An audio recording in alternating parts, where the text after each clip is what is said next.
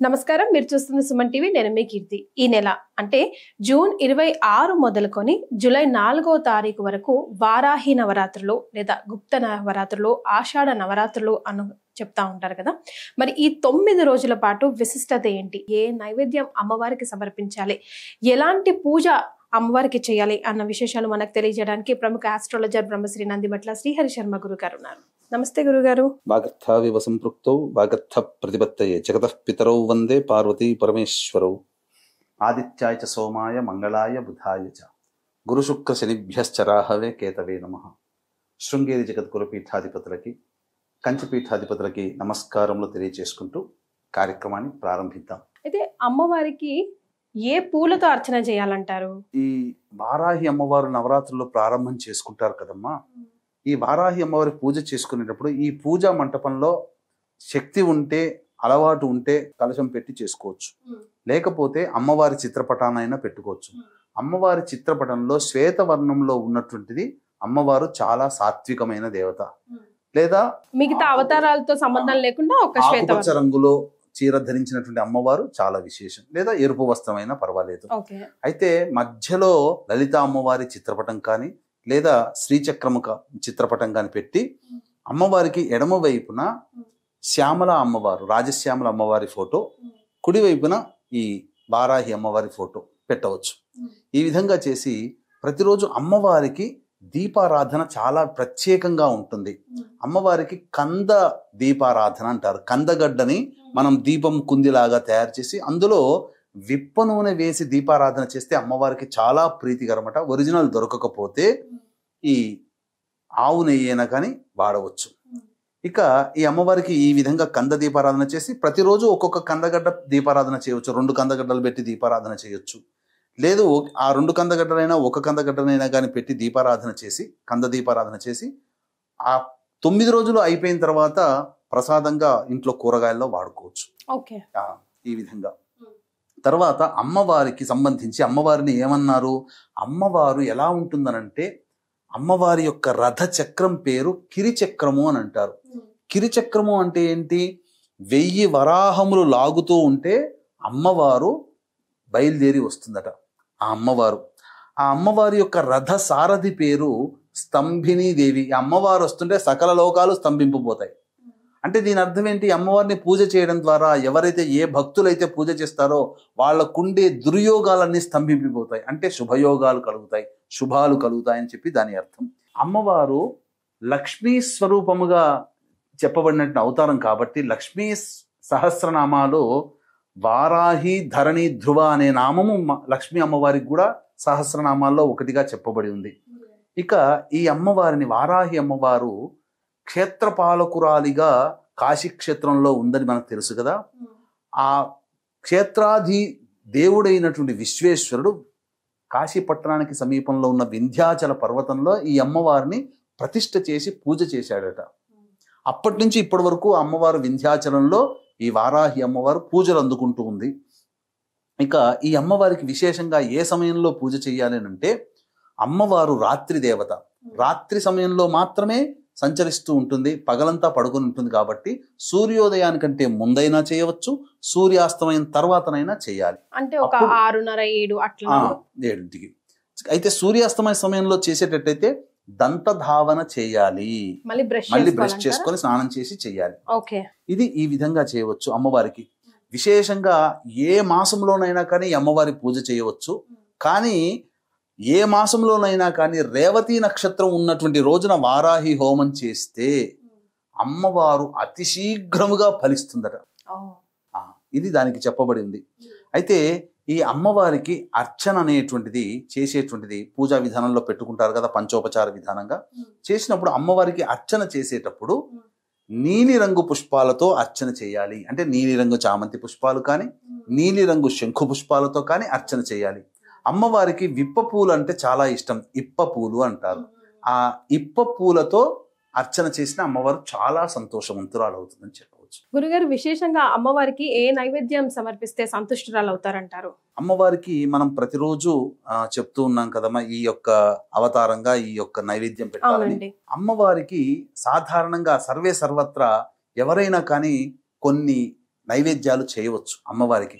అమ్మవారికి ఎర్రటి పండ్లు అంటే చాలా ఇష్టం కాబట్టి దానిమ్మ పండు అంటే అమ్మవారికి చాలా ప్రీతికరం కాబట్టి ఆ దానిమ్మ పండు గింజలని ఒలిచి బౌల్లో పెట్టి అమ్మవారికి నైవేద్యంగా పెట్టవచ్చు. బెల్లం పాకము అని అంటారు. అంటే ఏంటి? ఈ సంబంధించినటువంటి బెల్లం పానకం అని అంటారు. వాస్తవానికి ఈ బెల్లం తయారయ్యే ముందు తేనెలాగా ఒక పాకం వస్తుంది. ఆ అమ్మవారికి ఆ పాకం కనుక పెడితే అమ్మవారు చాలా సంతుష్టురాలవుతుందట. తేనె అయినా నైవేద్యంగా పెట్టవచ్చు. పనస పండ్లు అమ్మవారికి చాలా ప్రీతికరం. పనస పండ్లు తొనలు కూడా గింజలు ఒలిచి అమ్మవారికి నైవేద్యంగా పెట్టవచ్చు అని చెప్పవచ్చు. అలాగే బెల్లం పాయసం అమ్మవారికి చాలా ప్రీతికరం. ఖచ్చితంగా బెల్లం పానకం ఉండి తీరాలి అని చెప్పవచ్చు. రైట్. మరి ధూపం వారాహి అమ్మవారికి చాలా ఇష్టం అంటారు గురుగారు. సో మరి ఎలాంటి ధూపం, ఎలాంటి వస్తువులతో వేయాలంటారు? అసలు వారాహి అమ్మవారికి ధూపం అంటే చాలా ప్రీతికరం. విశేషంగా ధూప ప్రియురాలు ఈ అమ్మవారు. ఈ అమ్మవారికి ఇప్పుడు మనం చెప్పుకోబోయేటువంటి వస్తువులతో కనుక ధూపారాధన చేస్తే, ధూపము కనుక ఇస్తే మానసికమైనటువంటి వ్యాధులు ఉంటాయి కదా, కొంతమంది ప్రయోగం చేసి ఉంటారు. వాళ్ళు పౌర్ణమి అమావాస్య రోజుల్లో ఎక్కువగా మానసికంగా కృంగిపోతుంటుంటారు, అరుపులు అరుస్తుంటుంటారు. ఏదో గొప్పగా ఇంట్లో ఏదో గొడవ జరుగుతున్నట్టుగా ఉంటుంది, కానీ వాళ్ళ అరుపులు అనమాట అమావాస్య పౌర్ణమి రోజుల్లో. అటువంటి వాళ్ళందరూ ప్రయోగ బాధలు. అంతేకాకుండా మన జీవితం ఎంత గొప్పగా ఉంటే, కుటుంబం ఎంత సంతోషంగా ఉంటే, ఓర్వలేని వాళ్ళ యొక్క కంటి చూపు వల్ల కూడా నరదృష్టి కలుగుతుంది. తద్వారా కూడా ఆ కుటుంబము ప్రయోగానికి గురవుతుంది. ఎవరైనా మన అభివృద్ధిని చూసి ఓర్వలేక ప్రయోగం చేసిన ఆ ప్రయోగ బాధలన్నీ ఉంటాయి. ముఖ్యంగా ఇంట్లో నరదృష్టి తిష్ట వేసినప్పుడు ఆ యొక్క పనులన్నీ కూడా ఆటంకమవుతుంది. ముఖ్యంగా కుటుంబ సభ్యుల మధ్య ప్రేమ ఆప్యాయతలు ఉండవు.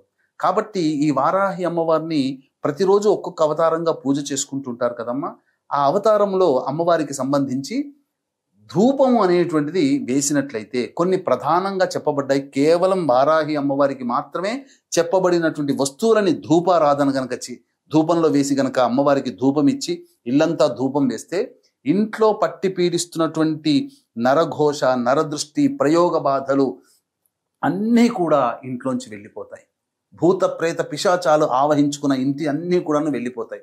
అయితే వీక్షించేటువంటి ప్రేక్షకులకి గమనిక, ఈ 9 రోజుల పాటు ప్రతిరోజు చక్కగా పూజ చేసుకుంటారు.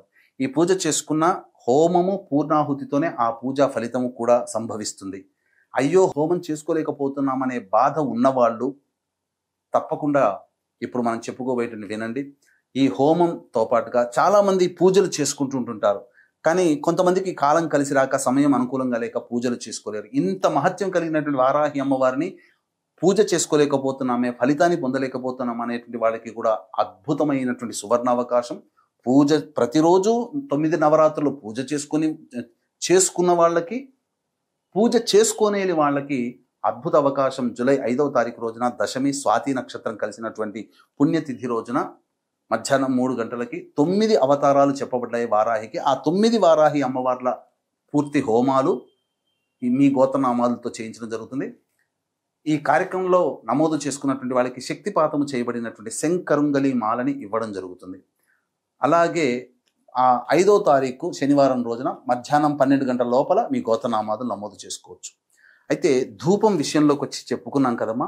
ఇప్పుడు నేను చెప్పబోయేటువంటి వస్తువులని ఎంత వీలైతే అన్ని దొరికేటివే, 1, 2 దొరకకపోవచ్చు. అదైనా కానీ ఈ ఆయుర్వేదం షాపుల్లోనే దొరుకుతాయి. ఆ వస్తువులన్నీ తెచ్చుకొని బొగ్గుల కుంపటి మీద పెట్టి ధూపం కనుక వేస్తే చాలా అద్భుతమన్నా. ఈ ఏమా వస్తువులనంటే గుగ్గిలం, తెల్లదైనా నలుపుదైనా గుగ్గిలం తెచ్చుకోవాలి 1. 2 యాలకుల పొడి, ఇలాచీ పొడి. 3 పసుపు పొడి, శుద్ధమైన పసుపు పొడి. 4 తెల్ల గురువింద గింజల పొడి దొరుకుతాయి షాపుల్లో. 5 తెల్ల ఈశ్వరీ వేరు అని చెప్పబడి ఉంది, అది ఆయుర్వేదం షాపులో దొరుకుతుంది. ఆ తెల్ల ఈశ్వరీ వేరు పొడి. ఇక తర్వాత తెల్ల జిల్లేడు పువ్వుల పొడి. తెల్ల జిల్లేడుని తీసుకుని వచ్చి నీడన ఎండబెడితే అది ఎండిపోతుంది. వాటిని మిశ్రమం చేస్తే పొడి తయారవుతుంది. ఆ పొడి. మిరియాల పొడి, మిరప పొడి, శొంఠి పొడి. ఈ 9 రకాల వస్తువులని ధూపంగా వేసి ఎవరైతే ధూపం అమ్మవారికి ఇస్తారో ఆ అమ్మవారట చాలా ప్రసన్నురాలవుతుందట. ఇప్పుడు మనకిష్టమైన వస్తువు తీసుకొచ్చి పెడితే ఎంత ఇష్టపడతాం, అలా ఆ అమ్మవారి ఇష్టమైన చీర మీకు పెడితే ఎంత సంతోషపడతారు. అలాగే ఈ అమ్మవారిని ఈ ధూపం వేయడం వల్లనే అమ్మవారు, వారాహి అమ్మవారు చాలా ప్రీతి చెందుతారట. ఈ విధంగా చేయండి, అమ్మవారి అనుగ్రహాన్ని చక్కగా పొంది తరించండి. గురుగారు చెప్పిన విధంగా పూజా విధానం అయితే పాటిస్తారు, కానీ మంత్రాలు అందరూ పఠించలేరు కదా. మరి అలాంటి వాళ్ళు ఎవరైనా కామన్ గా పఠించగల వారాహి మంత్రం ఏదైనా ఉంటే సూచిస్తారా? తప్పకుండానమ్మా. ఎందుకంటే వారాహి అమ్మవారికి సంబంధించి అన్నప్పుడు తాంత్రికపరమైన దేవత కాబట్టి ఆ మంత్రాలు కూడా చాలా నర్మగర్భంగా ఉంటాయి, చాలా మహిమాన్వితంగా ఉంటాయి. ఉపాసనా పరులైనటువంటి వాళ్ళు మాత్రమే ఆ మంత్రాన్ని ఉపాసన చేసి హోమ కార్యక్రమంగా చేసుకోవాలి. అయితే సాధారణంగా ఎవరైనా ఈ యొక్క వారాహి నవరాత్రులు చేసుకోవచ్చు. కాకపోతే ఇంట్లో అంటూ సొంటూ ఉన్నటువంటి కలుపుకొని అలవాటు ఉంటే మాత్రం చేసుకోకుండా ఉండడమే మేలు. అయితే ఎవరైనా కానీ వారాహి అమ్మవారిని మంచిగా చక్కగా పూజ చేసుకుంటున్నాము, అష్టోత్తరంతో పూజ చేసుకుంటున్నాం. కానీ మరి బ్రాహ్మలైతే చక్కగా మంత్రాన్ని ఉపదేశం చేసుకొని చక్కగా చేసుకుంటారు. మరి మిగతా వర్ణాల వాళ్ళకి అవకాశం లేదు కదా అని చెప్పి బాధపడుతుంటారు. అటువంటి వాళ్ళు కూడా ఒక మంత్రం ఉందమ్మా. ఏంటనంటే ఓం మహిషధ్వజాయ విద్మహే దండహస్తాయ ధీమహి తన్నో వారాహి ప్రచోదయాత్. ఓం మహిషధ్వజాయ విద్మహే దండహస్తాయ ధీమహి తన్నో వారాహి ప్రచోదయాత్. ఓం మహిషధ్వజాయ విద్మహే దండహస్తాయ ధీమహి తన్నో వారాహి ప్రచోదయాత్.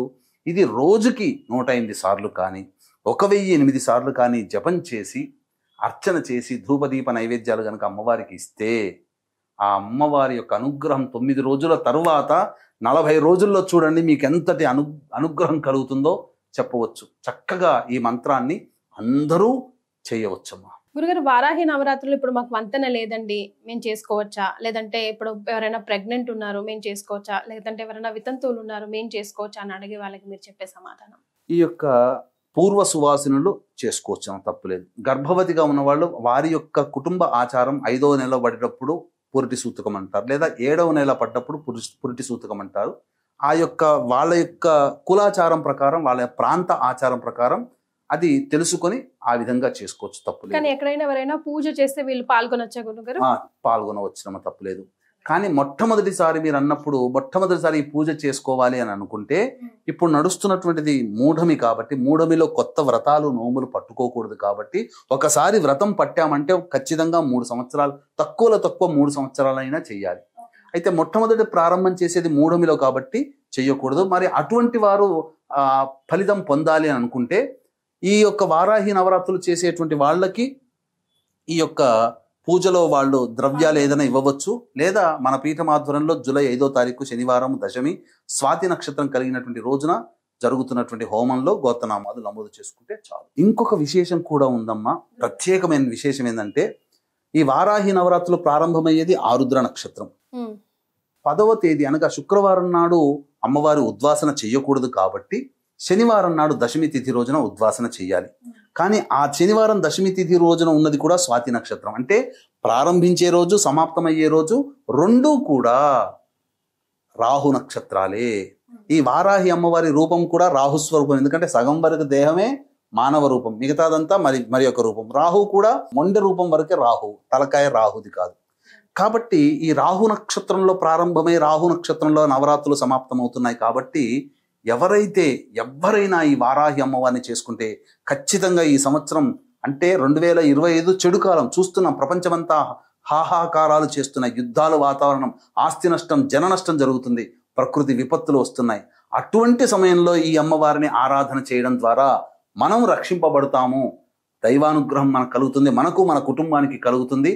ఇటువంటి అద్భుతమైనటువంటి కలయికలు కలిగినటువంటి రోజు కాబట్టి చక్కగా ఆచరించండి, తరించండి. చాలా సంతోషం గురుగారు. కులంకుశంగా ప్రతి ఒక్కటి కూడా వారాహి అమ్మవారికి సంబంధించి వివరించారు. ధన్యవాదాలు. సర్వం శ్రీ ఉమామహేశ్వర పరబ్రహ్మార్పణమస్తు.